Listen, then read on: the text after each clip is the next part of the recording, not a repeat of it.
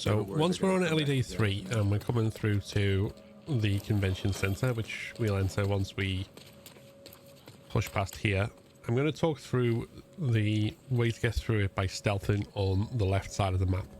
And there's a couple of nuances to this that I'll try and talk through as we do it, but I'll also kind of explain afterwards what can go wrong and if it does, how to deal with it. So let's get into it. Okay.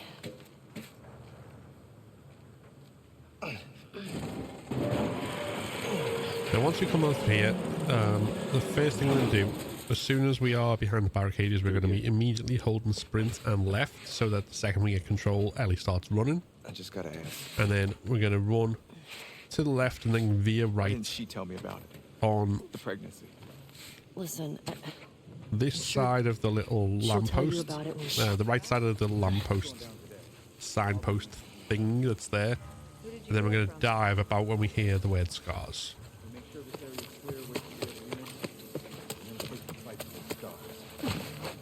last time. And that's our signal to prone dive in here. We want to do silent prone dives. That should take us into here. And now there is a chance that this woman can turn her head and look towards us, so we're just waiting to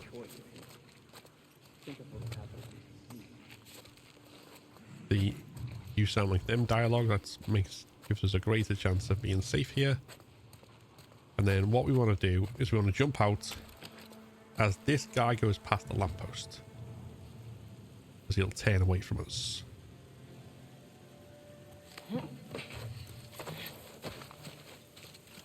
And then we're going to crawl to the edge of the grass here. And then we're waiting for the woman on the barricade to reach the end of her route and to start going back. That's where I'm going to throw the bottle, because once she comes out of the alert, she'll be walking away from us. And then we can silent prone dive all the way here. Again, I'm just making sure that you've got L1 held the entire way. Don't let go of it from when you start sprinting at the start of this encounter.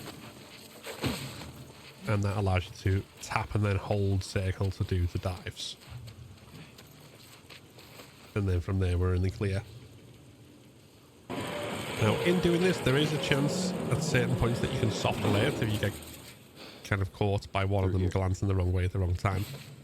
But if that happens, it's easily escapable. So the three main ones that I'm aware of would be to soft alert before you get inside the building, in which case you just carry on as normal. She'll tell you about it when and you should manage to avoid. Who did you hear it from? And then if we soft alerted outside, The last time. It won't be like last time. she'd investigate inside.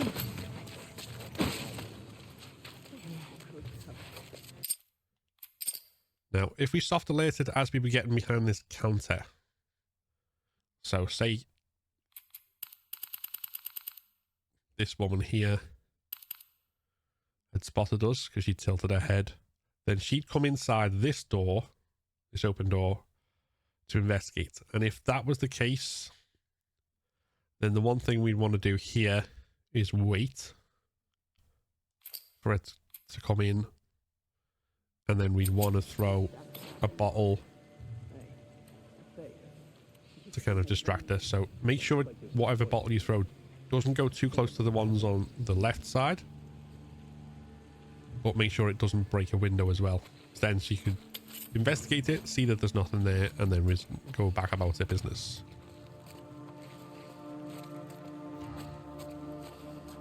And if that happens, then there is a high likelihood that you'll miss your window to jump out here. So as you can see, the timing's off because the woman is walking towards us. So if I was to jump out the window,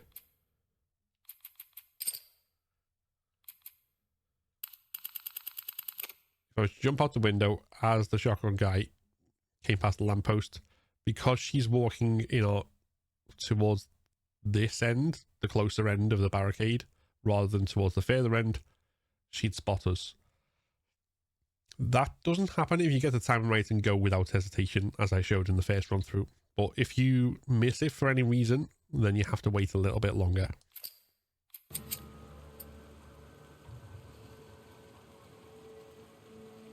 So that's what we're going to do here. Now,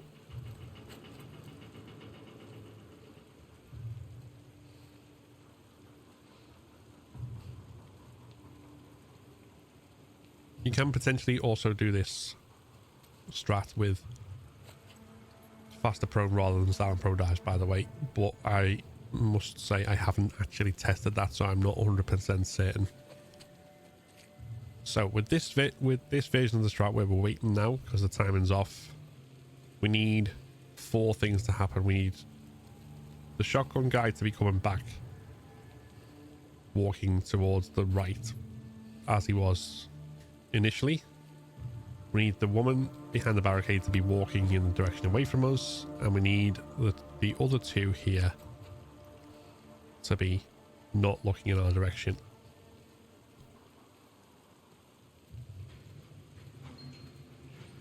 We could have potentially gone then, but there was a risk that the guy in the middle would have seen us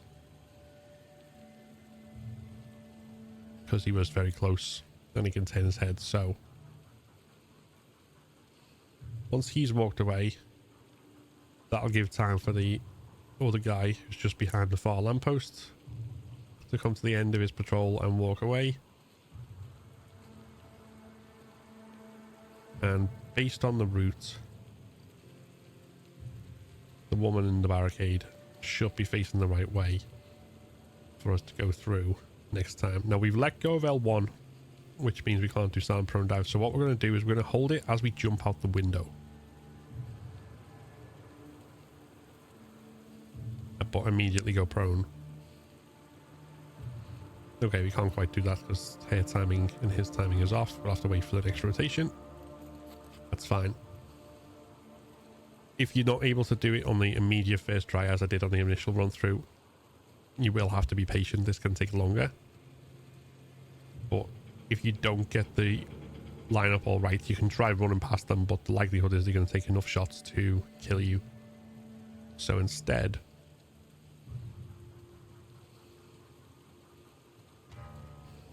we're going to judge kind of each rotation.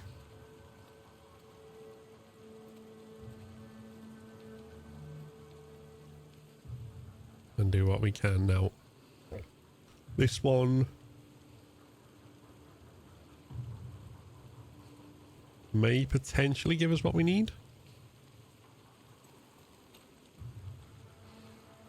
Okay, so it looks like we'll just about be able to squeeze through because she's going to turn away. Now. I think I saw something. Let's scope it out. Ah. As you see there, getting that wrong very quickly leads to death.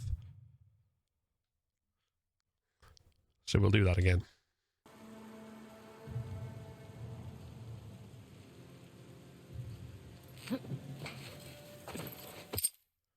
So I did it on the normal time in there, and as you can see, everyone is turned away from us or not in view at all. That's kind of what we want.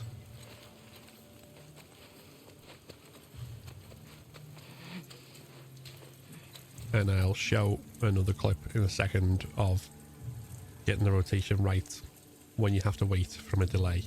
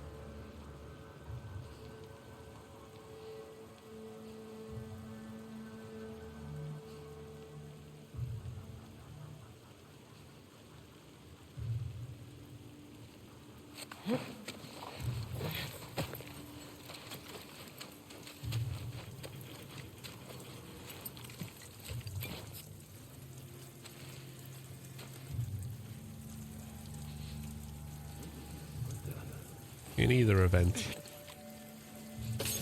Jesus. What now? the bottle distract then allows you to prone dive away. Yeah, thanks. Now, if you get spotted while you're prone diving, you can just run at that point, and you're more likely to be safe than if you get spotted while you're still fresh out the window. But either way, once you're up to about here, you should be in the clear. There's an optional encounter in a parking garage here filled with infected, so you've got one clicker who's roaming about in the car park. There's a handful of stalkers, and then if you go up to the back, more stalkers spawn as well. This is completely optional, and the loot that's here may not be worth it to get, particularly because the only thing of real value there is a melee weapon and a health kit. So if you've no need for either of them, then you can skip it. You get the number of parts is negligible, and there's a single pistol bullet. So it's entirely up to you. But if you do want to do it, obviously the main problem in here is that there's a combination of stalkers and a clicker, and obviously if a clicker grabs you, it's game over. So if you have a throwable, which I currently don't, you can throw it somewhere around this sign and lure the clicker over, and then get a headshot on the clicker with the rifle. Take it out quickly. The other way, if you want to be safe, is to drop in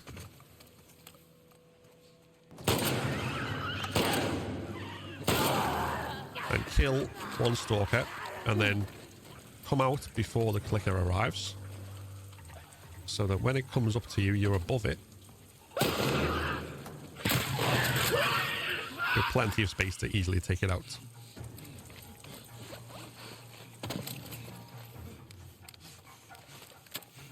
And then the remaining stalkers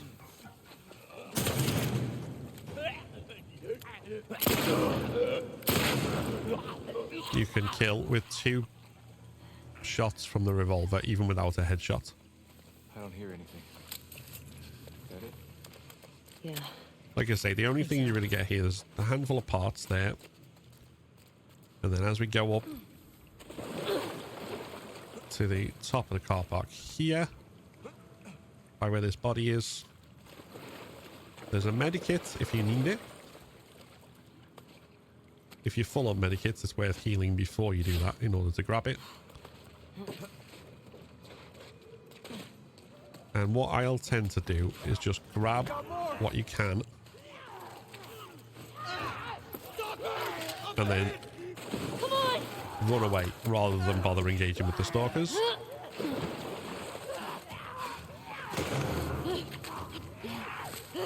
Because it's honestly not worth the fight. And then once you're out, you're safe, and Jesse will follow suit. Now, as you come into the flooded street, there'll be a bunch of enemies patrolling on the left and right, including a couple of dogs. So what you want to do to get through this area, the easiest and quickest, is coming over to the left in the long grass to when you're about in front of the dog handler and bear, and then you're waiting for the guy on the scaffold to turn him around, and you're going to walk straight across in a crouch towards him and towards the scaffolding. There is an occasional chance an extra enemy will be walking across this area here, so be aware of that and be ready to duck into the grass if you need to, but you should be able still to make a straight path along here. And then the main person you're watching out for is the woman who's got the shotgun there. So we're going to get by this blue tarpaulin and wait. Now, her timing can vary.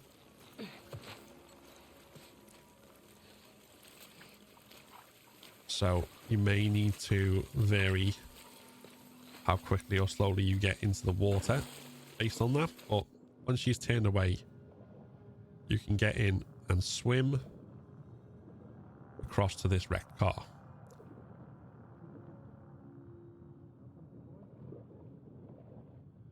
Now, as you can see there, dog picked up our scent. So I'm just going to go into photo mode. We've got time to talk. So what you're generally watching out for with this woman's pattern, if she arrives at by the blue tarpaulin about as you do, you can just do what I've done and swim straight there. If she's in a different position on a rotation, you might have to wait a moment or two, but you don't want to wait too long in either event. So she will walk from the blue tarpaulin up to where she is now, and then back down into the middle, but away, facing away from you. So you may need to seize your opportunity relatively quickly to move and get into the water. And that's the main thing to be aware of. That can vary. Most of the time it doesn't, but it does on occasion. So do be aware of that. And then once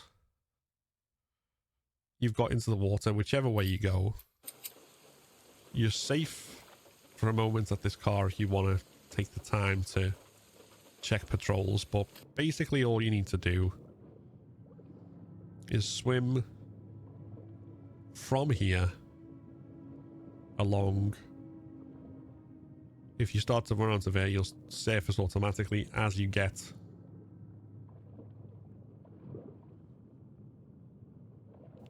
here. And even if you get seen, you can generally get away in time. And in most cases, unless you're very unlucky, you won't even take a single shot fired at you. And that essentially is how you get through the flooded streets. So once you've parted ways with Jesse in the flooded mall and that Ellie is setting out to steal a boat, there are two ways to get through this quick and without having to kill everyone. And both of them will require you to start swimming pretty much as soon as you get control and the cutscene is over. And in both cases, it's better to start with full health and ideally upgraded health to be safe. So first of all, we're going to do the fastest version of this strategy, the speedrun version. So we are swimming forward as soon as we get control and diving at this corner. And then we're going up and towards the right, towards the gap in this shop front. And then we'll be turning left at the next gap. And then we'll want to climb up at the board here. As soon as we're up, sprint straight across, vault, vault, vault. And then from here, we can dodge off the end and get into the boat. You will take damage here. It's absolutely inevitable. But you generally shouldn't take enough to actually kill you. And there we go. That's the fastest way through. There is a slightly slower way through that can be a bit safer if you prefer, which also involves swimming. It will still involve taking the boat at the end in the same way, but we are going to go through that as well so that you can decide from experience which one you prefer and which one feels safer for you. So just as before, we're going to dive at this corner. And again, it's just worth mentioning, you dive low in order to make sure you don't get seen by the guys and just around the corner. But this time, we're not going to turn left. We are going to go straight. And then we're going to surface here. This allows us to walk across this little gangway, grab the revolver bullets on the way, swim on the surface from here, and then dive down, go through this doorway, and veer towards the left, while hugging right. And then we go around the right, this crack in the wall, and we can surface the back here. Now, where we are here, we're in cover almost indefinitely. So if we wait here, then we want to see the woman on the lower level and the guy on the upper level come to us and then turn away. At which point it will be safe to climb up.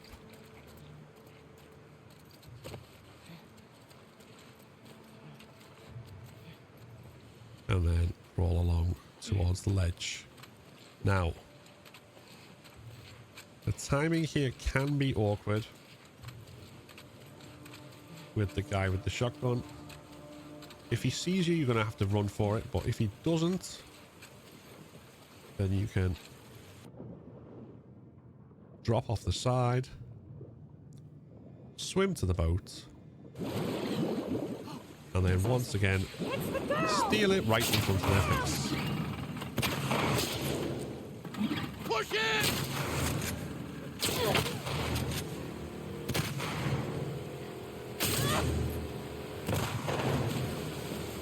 It's worth noting that how much damage you take and how many shots you get off in either version of this strategy are variable. There are occasions where they'll be more aggressive and more accurate in the shots. There are occasions where they'll take longer to shoot you and they'll miss more. That is mostly a matter of luck. But in either case, those two routes are the ones you want to take. You want to simply steal the boat and get gone. When you reach the area with the Seraphite encampment in the wrecked building and the wrecked monorail nearby, if you choose to fight this encounter, then the easiest way to do so is to go straight to the monorail, as you will be able to snipe the Seraphites from there.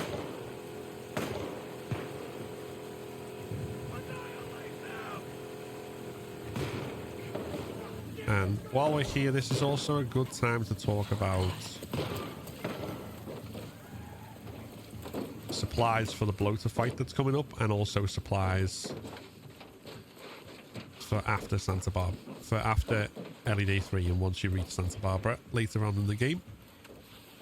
So, first of all, let's get to the sniper section of the monorail.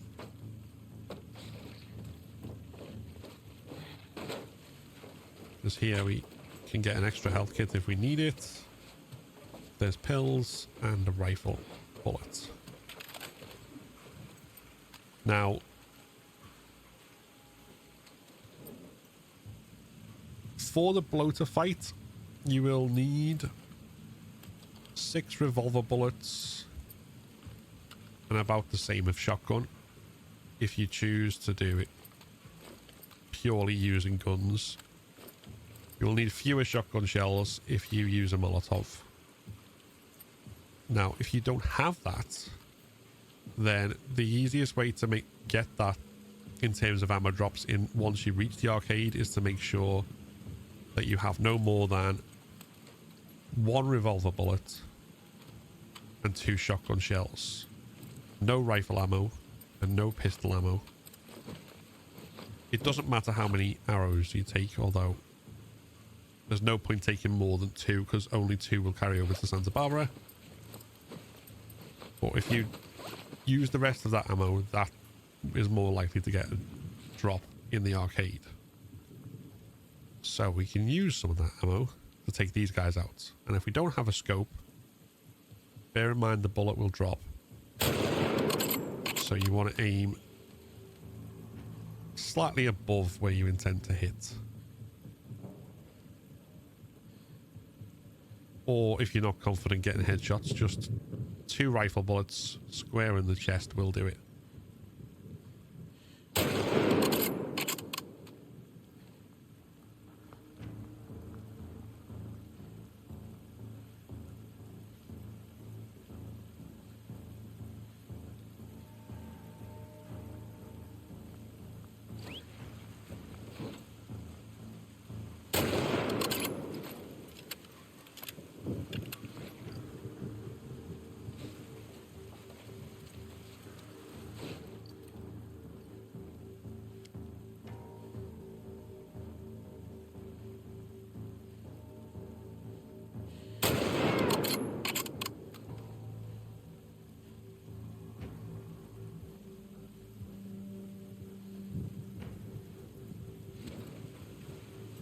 This can be slow and frustrating because they will hide after every shot, and you will need to move about a little bit in order to get them to Get eyes.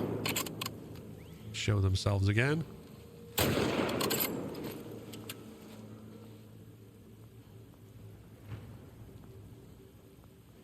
But it is by far the safest way to do this, if you choose to do it.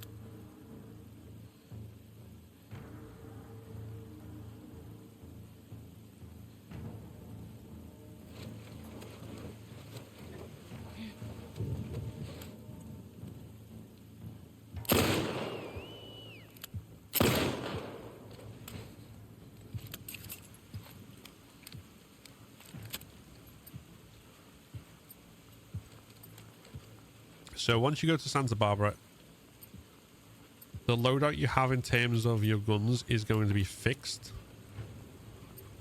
It doesn't matter what you end day 3 with, that will always be the same. It will not be determined by how much you've got left today. With the exception of arrows, where you can have a maximum of 2 normal arrows and 2 explosive arrows. And if you take more than 2 explosive arrows, that takes 1 off your normal arrow inventory for each one, I believe.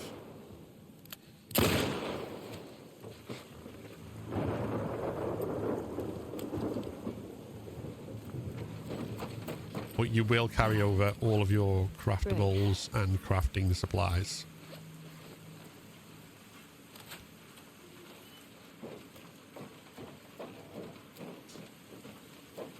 So the lesson here is essentially to not worry about using all your ammo in the bloater fight and not bother overstocking on supplies.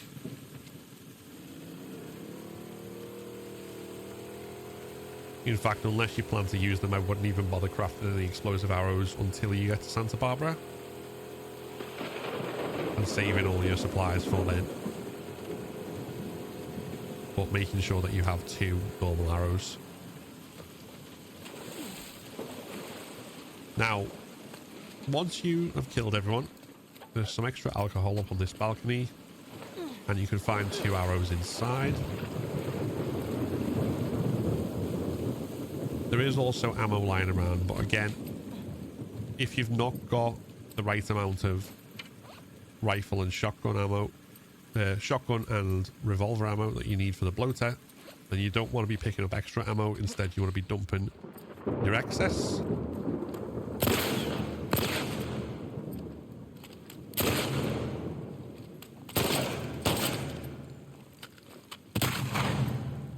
So that your loadout looks pretty much like this. And then you can take the arrows that are here without worry.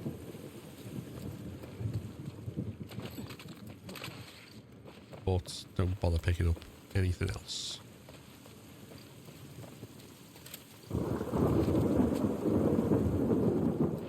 Other than perhaps the parts in the back if you really need them. However, if you don't need any of the supplies here, then by far the easiest way to deal with this section is simply to drive on through and ignore it.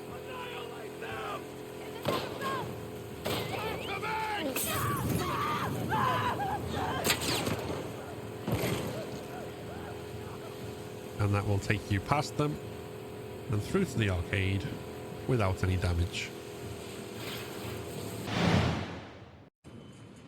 So before we go into the bloater fight, if you want to give yourself a bit of an advantage with your weapons, then the upgrades in particular that I recommend are the fire rate and capacity for the shotgun, so that if you do have 6 shotgun shells, you can put 4 in at once, 5 in at once, sorry, and you can fire them off faster. And likewise, the fire rate for the revolver will help you get 6 bullets out pretty much straight away before you have to move. Reload speed on this to use the speed loader is always an advantage, and accuracy to extend the barrel if you so wish. But essentially you want fire rate upgraded on both the shotgun and the revolver, and very likely capacity on the shotgun as well.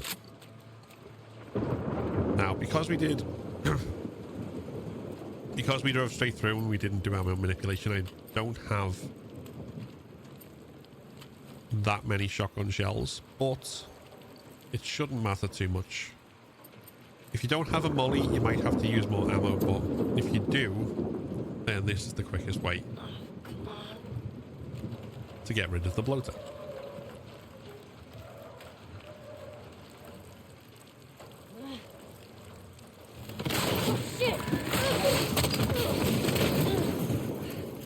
So essentially, as soon as we get control, we're going to equip and also throw the Molotov.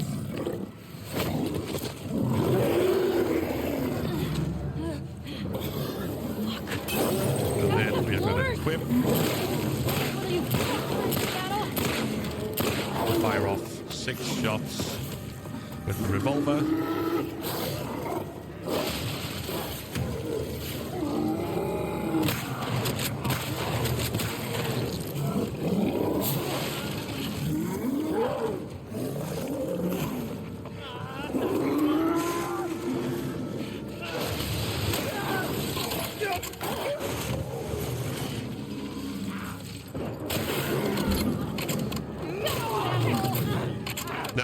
As you saw there, I took a little longer to kill the bloater because I only had 3 shotgun shells. If I had 4, he would have died on the 4th one.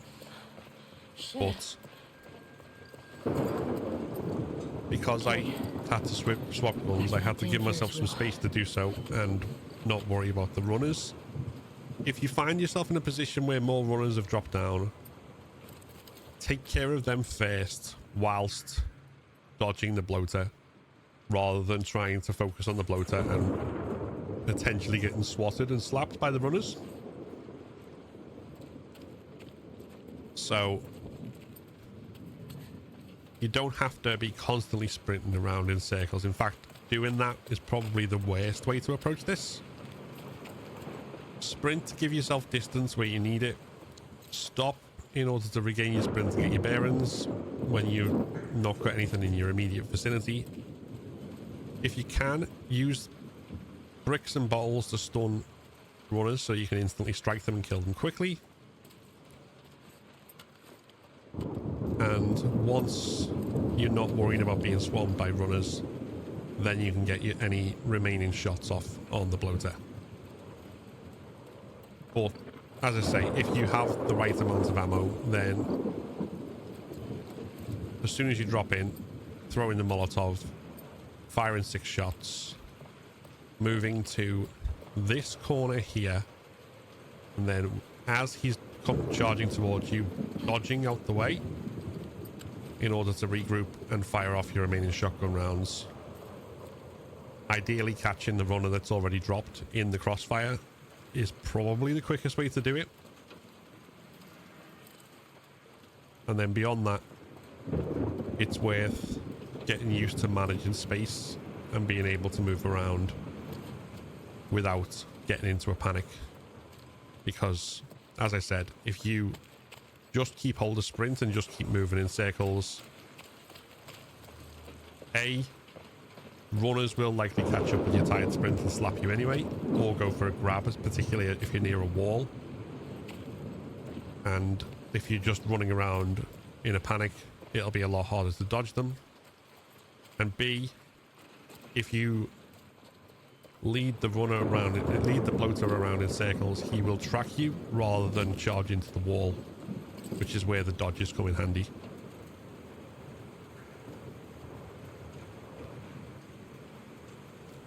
But that might take some practice to get used to. It also might take some repetitions in order to not feel terrified by it. But that essentially is how you take out the bloater.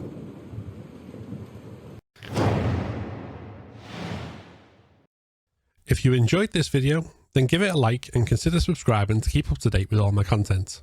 Like the video that's just popped up, which YouTube thinks you should watch next. This is a Patreon and member supported channel, so if you want to become a member and unlock custom badges and emojis, early access to my videos, and your name in the credits, then click the join button below. Thanks for watching, and see you next time.